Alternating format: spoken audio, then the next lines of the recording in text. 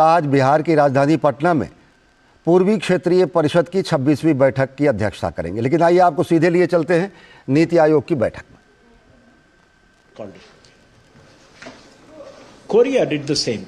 A country which was actually terribly poor in the 50s after the Korean War, where the world was worried whether the country would be able to last and survive as a nation, did something phenomenal between the 60s and 90s. And you had the Korean economic miracle, by which Korea actually catapulted itself again into the committee of advanced nations. A small country like Singapore did the same thing.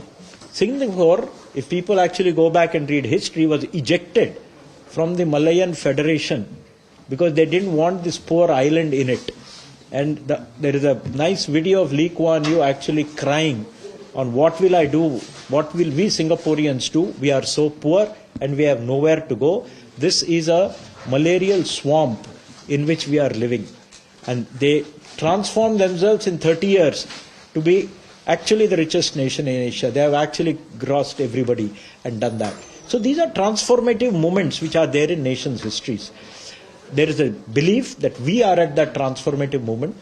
India is on the verge of leapfrogging into the future, take off and become a developed nation. What is it that gives us the confidence or the belief that this is the transformative moment? There has been a phenomenal expansion on most fronts.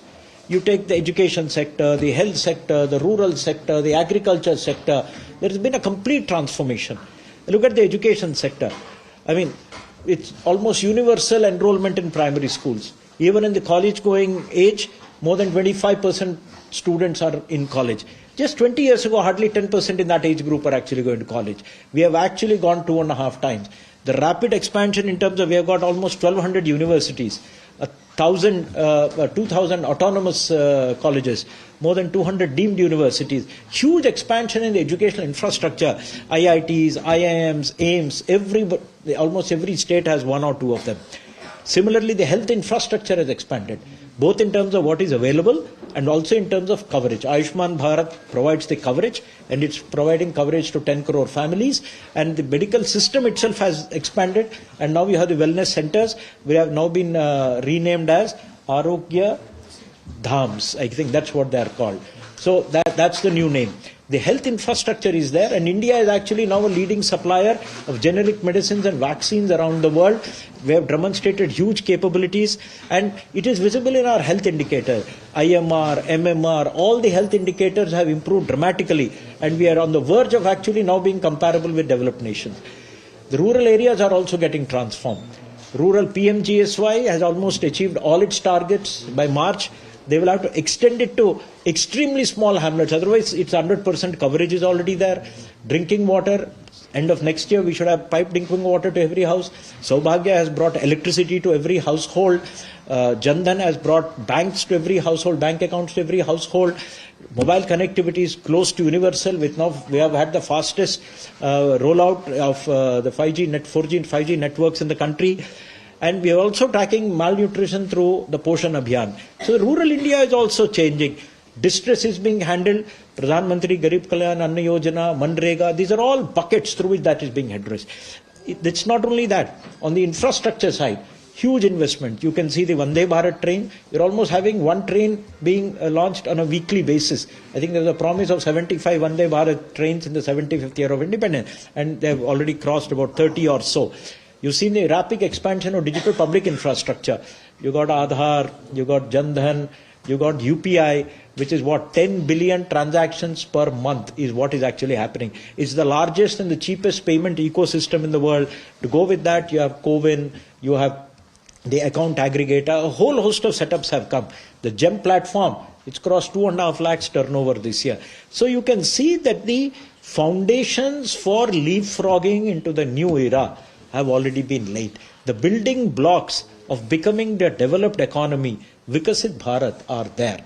And it is not that it is only data which is showing that there is this expansion, so the next phase of growth is inevitable. We have also demonstrated our capabilities. In the last decade or so, look at the transformation. We have just had Asian Games and we have won 100 medals.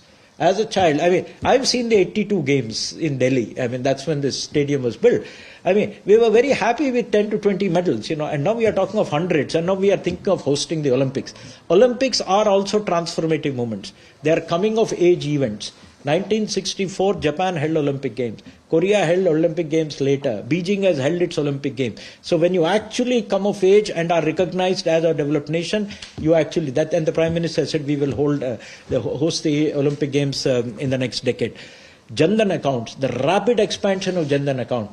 I mean, a couple of crore accounts were opened in a matter of 3 months or so between Independence Day 2014 and Republic Day 2015. Similarly, COVID vaccines. The rapid vaccination program that was done in India, 50 crore plus, 150 crore plus vaccinations over a very short period of time. It's unparalleled and unprecedented in the world.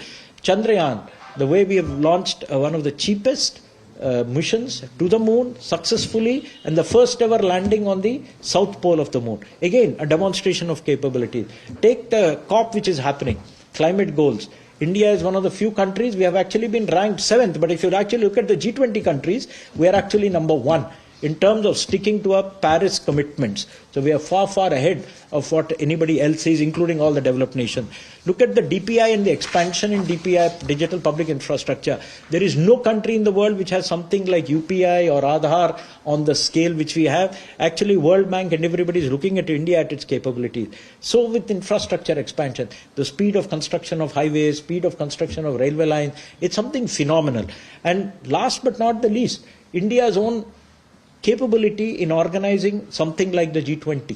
I mean, G20 was generally seen as some small side show for a few hundred diplomats.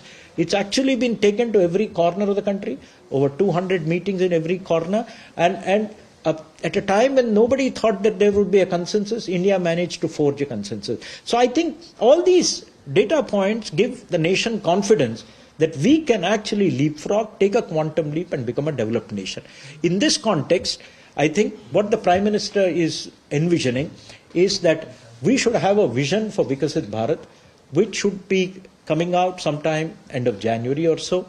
But who are going to be the biggest drivers of Vikasit Bharat? It's the youth of India, it's the students of India. And the students have to be reached, they should be mobilized, their views and their ideas sought. And I think tomorrow the Prime Minister is going to kick off a campaign to seek ideas from the youth for the vision of Vikasit Bharat. It's very 3 simple questions. How do you see India as Vikasit Bharat in 2047? 2, what should be done to reach that Vikasit Bharat in 2047? And 3, what can you do to make India Vikasit by 2047? So, what should India be? What should be done? What can I do? A famous speech of John F. Kennedy, ask not the nation what it can do for you, but what can you do for them. So I think it's a very simple approach, asking students across the country to contribute to the ideas for Vikasit Bharat, which will then get incorporated in the vision, which is going to be finalized after that. How is it going to be done? Tomorrow the Prime Minister will be addressing at 10:30 all the Vice Chancellors and institutions heads across the country.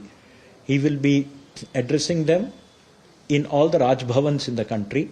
They're all gathering there tomorrow at 10:30. Every Raj Bhavan is holding a one-day workshop on Vikasit Bharat tomorrow. The kickoff will be done by the Prime Minister. He will address all of them, give his views, his thoughts. He articulates things much better than me on how India can be and why is this the right time. I remember, I think he said it in Independence Day. What did he say? Yahi samay hai, sahi samay hai. These are the exact words. So probably he's going to expound on it. Why is this the sahi samay? And then he will seek the students' views on contributing. How will the contribution be done? There is a web page that has been designed. It will go live tomorrow on mygov.in. And students will be asked to give their views, thoughts and ideas.